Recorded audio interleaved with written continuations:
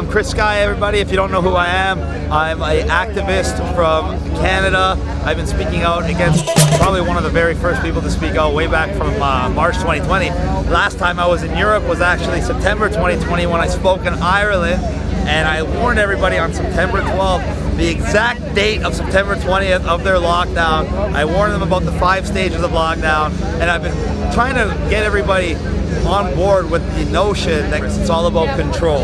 And 2.5 years later, finally we've reached the point where the vast majority of the world understands this. So we are now in a point where people are actually taking action against this and fighting back in various ways, whether it's with protests, whether it's with lawsuits, whether it's with keeping your business open. The general rule that we're teaching people is to just say no to all the tyranny. Every time they give you an order or a mandate or something you know is not in your best interest, every man, woman, and child around the globe has the ability to stand up for themselves and just say no. It's that simple. And it costs you nothing, and everybody can do it. And in fact, it's everybody's duty to do it. So we're here to let everybody know what's really going on. We're here to provide everybody a solution, and we're here to let everybody know, more importantly than anything else, that they're not alone. And it's not just England, it's not just the UK, it's not just Europe, it's not just North America or the Commonwealth, it's the entire world. And that's what we're here to let everybody know. We're going to unite the entire world in one voice, and that voice is freedom. Everybody has the right to whatever is going to be put in their body, whatever they're going to put on their face, whatever they want to keep their business open or not.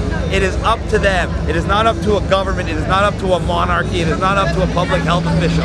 Every individual must be responsible for their own personal lives and the lives of their loved ones. That's the only way society can function. This idea that we need to give up our rights and freedoms for the collective and have everything dictated to us, that's never worked. It doesn't even work on paper. It's definitely not going to work in reality. And the fact of the matter is, it'll never happen. Because as long as there's people like me that will just say no and stand up for what's right, they can never achieve that goal. And there's always going to be people like me. In fact, I'm going to guarantee that there's only going to be more and more people like me. And that's exactly why I'm here today, to inspire, to educate, and to provide people with the power they need to fight back and win. Canada's a shit show, bro. It's just like over here. They're attacking everything. They're attacking the family unit. They're going after the children. They have a new law in Ontario, Canada that allows your 4-year-old child to choose their own gender. And then they won't even inform the parent. So you can have a 4-year-old kid named Jack at your school, and they have a teacher in this region, a male teacher who dresses as a trans woman. And this man wears, and I'm not exaggerating, they must be like a 38 Triple H fake boob prosthetics. The boobs are out to here, with nipples showing, with little tiny booty shorts like a girl would wear to the gym. And this is how a man dresses to teach children at a school in Oakville, Ontario. And at the same time, they will bring literature in to teach your 4-, 5-, and 6-year-old about transgender, and they'll do it in a way where it's like a family story, like a Disney tale, where it's like a fantasy. So it becomes like a game and something the child will want to try, because all kids want to experiment and have fun. So you have a trans teacher telling your little child Jack, who's 5 years old, that he's going to read him a book called Jack Really Wants to Be Jill. And then after reading the book, your son Jack says, hey, you know what? Maybe I want to try being a girl. And the teacher vehemently agrees. So now all of a sudden, without your knowledge or consent, your 5-year-old son, Jack, is being called Jill and be giving dresses to wear at school.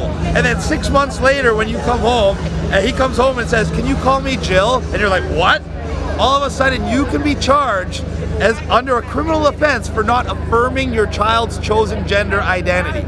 This is what's going on in Ontario, alongside the fact that they're calling peaceful protesters terrorists. We had the most successful protest in all of the world with the trucker convoy, and it was the most peaceful protest. I was there for an entire week, and we literally had bouncy castles in the streets for children. We had people sweeping the streets. We had people of all ethnicities literally bringing truckloads of food. So we had Italians setting up pizza shops. We had Sikhs setting up their local food, and it was literally like a food festival, a kids festival, a celebration of Canada all in one. And everywhere you looked, everyone was smiling, everyone was shaking hands, everyone was hugging. Only when you watch on TV, we were all violent, racist, white supremacists, misogynists, terrorists, and all the rest of it.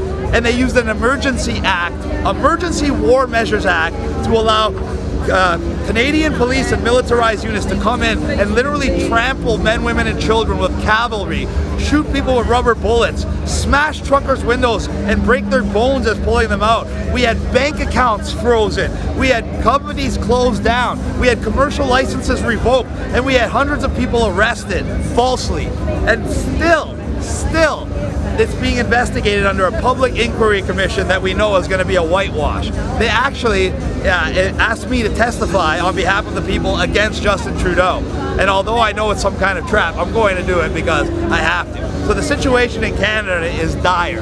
That is why we're putting up one of the hardest resistance around the world, because they believe Canada was soft, Australia as well.